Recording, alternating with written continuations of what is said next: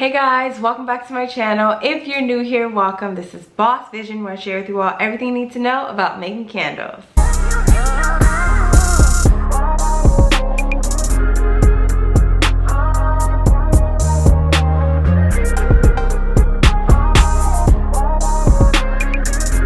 In today's video, I'm so excited to be sharing with you all the top 10 things I did wrong starting my candle business. Yes, if you're like me and you want to make sure you're preventing problems before they arise, then definitely stay tuned for this video. And if you do enjoy videos like this, please make sure you give it a thumbs up and definitely subscribe so you don't miss out on anything else that I post. Alright, let's just jump right into it. Number 1. Inventory is king. That was the main thing that I struggled with starting out. I really just thought you could just buy stuff when you remember to do so, but you literally need a specific tracking system for that. And I have created a candle business inventory sheet, which I'll link down below. It is on candlemaking.survivalguide.com, which is our website. On that website, I go in detail more about just how to survive at being an owner and what I've done wrong and what you could prevent in the future. Just in terms of focusing on inventory, it's imperative to streamline the process of your tracking early on so that you don't run into a scenario where you may have more candles in stock on your site than what you have created, and then you find yourself making candles last minute to ship out. That is horrible. Worst case scenario, you really want your candles secure at least for a week. So for it to be this awkward moment of you just shipping it out within one day of curing is kind of tragic. So yeah, I've been there.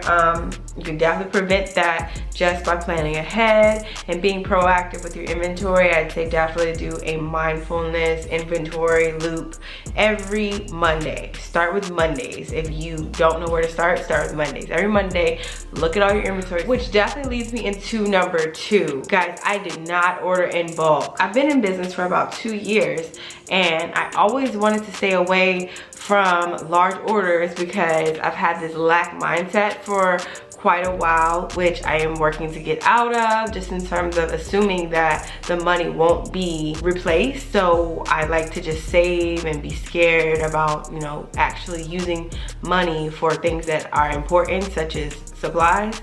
But you have to remind yourself that your business is worth investing in. What you are spending is going to come back to you tenfold. So from there, I've stopped purchasing like 4-ounce bottles of fragrance oil or 8 ounces, and I've gone into 2-pounders or even more than that. Like, I'm trying to focus on getting even more than that, just to make sure that I'm saving money, because at the end of the day, if you buy in bulk, you're actually saving money in the long run in terms of not having to pay that shipping cost over and over and over again. Another thing that I did wrong would be not asking these candle vendors to approve me as tax exempt. So I've said this in previous videos, but in terms of being a small business owner, if you do have an LLC and an EIN, the LLC has a cost, EIN is completely free. If you have both of these items, you should be able to apply for a reseller certificate, which I'll link down below. And what that means is that you are allowed to resell products from wholesale vendors. And that means that since you are a reseller, you are tax exempt, because at the end of the day, you're going to be responsible for paying the tax on those products, so you should not have to pay it twice. It took me a year, honestly, until I got my first wholesale partnership to realize that that is a very important thing to request, just in terms of Candle Science, Make, See, Aztec, Flaming Candle. Every vendor has tax exemption. They have to have it because they're wholesale vendors. It's by law, they have to offer a reseller tax exemption. So definitely request on their website. It could be through their support channel, wherever they say contact us, always request tax exemption. In terms of being in business for 2 full years, there's hundreds and hundreds of dollars I could have saved on these orders because I was paying tax that I shouldn't have to.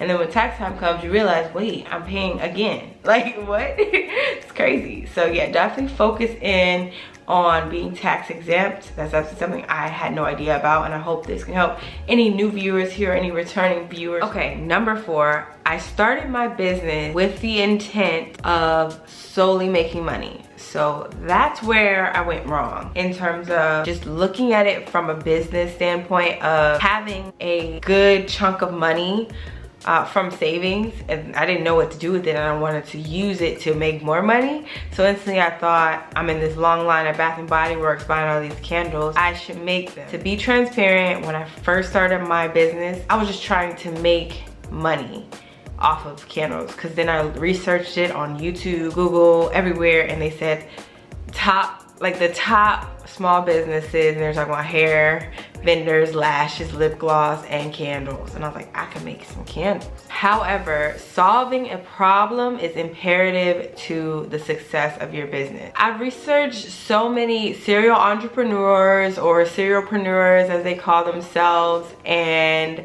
the main thing that they mention is to not only focus on making your customer happy, but making them satisfied. So with that, they spend hours and hours every day brainstorming on what else they can do to make sure that all of their customers are just content with the product. If you have really happy customers, you're gonna have a really thriving business. So for me, I was just thinking like, how am I gonna make money off this? I was in a money mindset of how quickly can I figure out how to make a candle, put it on the site. I promise you all, I really assumed that after you create a domain, Google picks up that you've created a domain, and they were going to automatically share your site with people who search candles on Google. So I thought, I gotta get ready. I'm gonna get so many sales from Google. I don't know what the heck I was thinking. This is 2020. I had a very, very different mindset than today, and I hope you guys don't think like that either before you start your business, because that is not true. You create a domain, that is what it is. You did that. Nobody else knows. Like, you literally have to earn that traffic. And the best way to do that is to solve a problem and begin with social media marketing. For me personally, that is another thing. Number 5, y'all. Number 5. I struggled really bad in the beginning with only posting pictures. People don't like pictures. I don't know, we have attention deficit disorder or something, ADD. We just cannot just look at a picture and be like, oh, I love that. No, you like it when a social media post creates a feeling inside. So if you thought it was funny, you'll like it. If you thought it was sad, you'll probably comment and like it or something like that. If you thought it was interesting, you'll like it. But if it's just a picture, it's less likely for you to click that heart button unless that social media influencer or business owner has built that relationship with you. So if you're just scrolling through randomly, you have to do video, guys. Video is king. I learned this in 2022, so 2 years later, and I hope this can help you guys if you're just getting started out. But it's so important for you to decide to do video marketing in terms of Instagram Reels, TikToks, videos on Facebook, videos. And they have to be very brief, less than 30 seconds. Nobody's gonna be watching you for 60 seconds. 30 seconds is like way too long. Honestly, 15 might be your max. And you need to focus on being funny, entertaining, informational. Any of those 3 will help you get a like and eventually a sale. So that's definitely something I disregarded. I just post pretty pictures. Nobody was liking them. I researched what type of posts to put on Instagram. Like, I found this Etsy calendar of like, post the candle studio tour, post this, post that. So I did all of that. I'm getting like 3 likes, 2 likes, no likes. Like, what? It's because nobody knows you, and Instagram's not gonna show you to anyone if you don't have something that is compelling. You have to be real with yourself. As an entrepreneur, you have to be upfront with the fact that you need to do something that catches people's eyes. You can't just be mediocre. Mediocre is not gonna get you the results you're seeking. So for that, a light bulb went off, and I was like, okay, what videos do I like? I'd encourage you all to do the same. Go on TikTok or Instagram, and when you're scrolling through and you like something, take a moment, pause it, and really think about, why did you like it? What was it about that you liked? Was it the song? Probably. It was probably a trending song backing a motivating video. That typically makes me like it. Or a funny video when somebody puts a caption of like a joke. That really helps with likes too. So I highly encourage you to do videos like that. Definitely follow me on my candle business page, Sense of Vision. I'll link that down below. I do a lot of videos there that are funny because I realized that that's a great way to get more awareness to my social media, because Instagram will push out funnier videos. And then we're going into number 6, guys. Oh my gosh. So I hope this can help y'all, because y'all send me your candles for review, which by the way, if you want me to review your candles, the PO box will be in the description as well. Sending me your candles to review, and I go to your social media, and then I see this beautiful funny Instagram reel, and you got 4 likes on it, and I'm like, why? And then I look in the description, you got 50 tags. Okay, 50. And I'm just like, why did you want to say all those words at once? So my friend, she got a marketing degree, she's a copywriter, everything like that. She did give me these long DM about marketing, which I'm gonna pull up now. So sweet. I didn't ask for this. This was just at random. She's been doing research on social media algorithms, and she said, the video I posted looks awesome, but I want to let you know that Instagram and Facebook prefer when you post natively from their site, meaning without the TikTok logos. They don't share other platforms because they want you to stay on theirs. Just thought I'd share. So hopefully that can help you all too in terms of Instagram. So if you posted a TikTok, once you save it, they're gonna give you all those watermarks on it.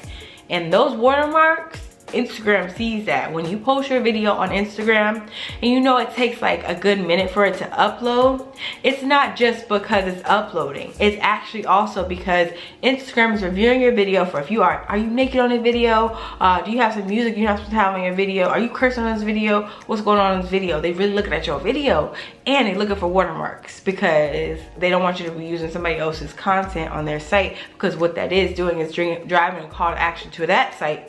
And they don't want people from Instagram going to TikTok. They want you to stay on Instagram for as long as possible so you can watch as many ads as possible so they can keep their bills paid. So yeah, don't put any TikToks on your Instagram. That's definitely number 1, because you won't get a lot of likes on those. But another thing that you could do there is to only post 3 tags, okay? At max. Like, you literally don't have to post any tags on Instagram Reels. Instagram Reels are like being pushed out by any social media influencer. You could have 5 followers, and Instagram will, if it's funny, you're gonna get like 1,000 views on it, at least 6,000 views on it if it's funny. So I'd highly recommend that you minimize those tags. Like, don't put like candle business makers of candles of Instagram, candles, entrepreneur, shop black owned business, all of that. Too much. That's noise. It's a whole bunch of noise. That's like going outside and putting on a coat and putting on 5 coats and putting on 7 pairs of leggings and putting on 7 hats. It's not necessary. You're gonna be hot and nobody's gonna be able to see you, okay? So just wear 1 outfit, which is like a limited, 3 pieces of shirt, pants, and shoes. 3 tags, y'all. This is a perfect analogy. I hope y'all feel me. If y'all do, go ahead and give this video a thumbs up and comment down below that you understand what I was talking about. Yes, so 3 tags, or else it's gonna mess up the algorithm. You're not gonna get any likes. And then I highly recommend you include a trending song. It is superior if you can make sure that the video matches the song and like funny and goes with the song. But if it don't, here is another tip. Put the song in there, turn it down. Turn it down to like you can't hear it sound, right? Instagram still thinks the sound is on that video, so they're gonna share that video with everybody, okay? But it can still just be your content that you want to put out there. So I was just putting a video of me just talking about energy, and then I saw this trending song, Energy, and I just put it there and turned it down, and I was able to reach 6,000 people. So I'd highly recommend you do so as well. This will definitely help with your Instagram marketing. And the best thing about Instagram, once you reach all these people, is that they can follow you. I got so many followers from Instagram Reels, and then I got a couple sales from Instagram Reels, but that leads back to encouraging a call to action. None of my videos were saying shop link in the bio, but I really think if I put like shop link in the bio, it would have been a better chance of getting more sales from it. But honestly, getting more followers definitely helps with more sales as well, because having more than 1,000 followers on your Instagram for your business definitely looks good for potential buyers, because they're looking at it now like, this might be trustworthy. It's not crickets up here. She got a little audience, you know? So I highly recommend that you do reels. It definitely increases your following. Okay guys, number 7. The 7th thing I didn't do, y'all. I did not reach out to other business owners to collaborate. That's definitely something I regret, because there's so much power in, you know, community, collaborating, power in numbers, being together, a strong force. When people see 2 business owners working together, they just see, oh wow, there's some credibility behind this effort, because there's 2 different audiences. And with that, you're able to build up your audience with their customers, and they're able to do the same likewise. Definitely wish I would have done that in the beginning. Honestly, with my candles being healing candles, I definitely am looking to partner with more people. I was fortunate enough to recently get a partnership with a yoga instructor. It's a great niche in terms of healing. If you focus on a certain niche, definitely focus on collaborating with someone who can enhance your business as well. So a great example is if you are a candle business owner and you know someone's selling skincare, it's a great collaboration for like a subscription giveaway or something like that. Really just focus on networking. Networking really helps increase your sales. Okay guys, number 8, this is really important too. I never considered what this would look like at a large scale. Hear me out. I know I mentioned earlier, my main focus was just to make money. And I was just looking like, how do I make money? I have savings, how do I use this money to make more? But I didn't write down specifically how many candles it would need to make a certain amount per month. Never did that. And then I didn't consider, if I made that money, how much would I need to feel comfortable to quit my job, and then how much would I need to feel comfortable to hire others, and then get a store, everything of that nature. All of these factors come into play when you are selling candles with the intent to do this full time, and I didn't consider them, even though they should be a priority. So yeah, I would definitely recommend that you sit down and be intentional about where you see your business best case scenario. Like if everything worked in your favor, write it all out. And what that also does is put into the atmosphere your intentions, and that lets God do the work for you. Because if you're just going off of just no plan, then you're less likely to get the result you're seeking. But if you have a plan in mind and you're putting in the work, God's gonna do the rest. You just have to have that trust and faith in what he's capable of. So if you are focused in on what he's capable of rather than a fear of what your ability is, then you win. Because honestly, most of our fear is based upon faith in it going wrong. So whatever you fear, you have faith in terms of your business. If you're fearing not making sales and you have faith that you're not making sales, you trust that you're not making sales, you know it in your heart that that is the outcome. And don't you hear how inferior that sounds, how weak that sounds? You have to counter that mindset with a winning mindset, which is I have faith that the outcome is going to turn out better than I ever imagined. I have no idea how, but I know he's gonna do it. So just have that knowing rather than a lack mindset, and you're able to actually get to your dreams. But with that knowing, you need to put together an action plan. So that's one thing I did not do. I have created a business plan since then in terms of starting my business in December, or I really started in August of 2020, launched in December, but it took me until roughly July of 2021 to realize that, girl, you can't just be making candles to make candles. You have to literally write down what you think is about to happen. And then even then it took me a full year, it's July 2022, to really understand that you have to really write out what you want it to look like. Like, don't just write out, oh, I want these scents, I want to sell it on this web hosting, I want to do this type of marketing. No, what is it going to look like in terms of how many candles you need to make every month to get to your certain goal, okay, guys? And then number 9, something that I definitely did horribly is I never gave my candles away. To be transparent, I have mentioned that in a few videos in the past, but if you're new here, yeah, I never did that. So give your candles to family members, give your candles to as many people as you possibly can to get as much insight on how well the burn is, how the scent throw is.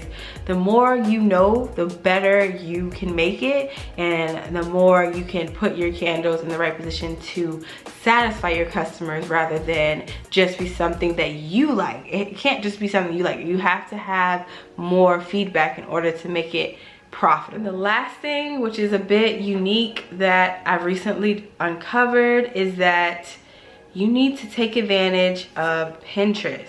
So Pinterest is like where you go to get like design inspo for your nails, for your house, for cooking ideas, recipes, and things of that nature. But it's also a great place for you to share your products in an aesthetically pleasing photo and to redirect a larger audience back to your website. I had no idea that this was so popular, but Pinterest will share your photos more often if you use the proper search engine optimized tags and you are using very aesthetically pleasing photos. A great example of how to take aesthetically pleasing photos on a budget is to go outside, okay? I learned that early on when I was taking product photos in a softbox. I did that before. I took them inside with a ring light or with your flash on your iPhone or even a professional camera, and it still just wasn't hitting. It wasn't hitting because I didn't know the right settings, I don't have Photoshop, I don't have Adobe Design. It's just me in here, you know, it's just me, myself, and my camera. So I just definitely recommend go outside. Natural sunlight gives you a very, very professional aesthetic for your product photos. And a lot of people use the natural sunlight for something to look natural, something to look more relatable and increase sales. And then you're able to hold it in your hand, which makes it more humanized, and it just really helps. And those are really common pictures on Pinterest that are getting shared for candles. So I hope this helped. I really wanted to be as transparent as possible in terms of my current process and what I've done wrong. It's so important to share more about what can go wrong, because there's some beautiful success stories out there. I've seen some recently on, I think it's called Upflip, this amazing viral success story about a woman who went viral making candles. So I wanted to just share a few things that aren't typically covered in success stories so that you guys can gain insight into what to not do. So I hope this video was helpful. Definitely give it a thumbs up. Comment below any other videos you'd like to see in the future. As I mentioned before, I do candle making, candle business reviews. You could send me your candles at my P.O. box. I'll put it here on the screen and the description down below. And I will do a full dedicated video to your business in terms of your products, your website, and your social media to enhance your post, to make sure you're getting the most views. I also have a candle making group, which is Candle Making Survival Guide on Facebook. Definitely join us over there. We just got to 2,600 over there, y'all. So definitely come over there. It's a safe space where we can vent about our business, can share some ideas, get some testing feedback on different waxes and wicks, and just, you know, support each other in terms of following on social media. So definitely go over there, and I hope you all enjoy the rest of your day, your week, your next hour. Just living your purpose and love life. Okay, bye.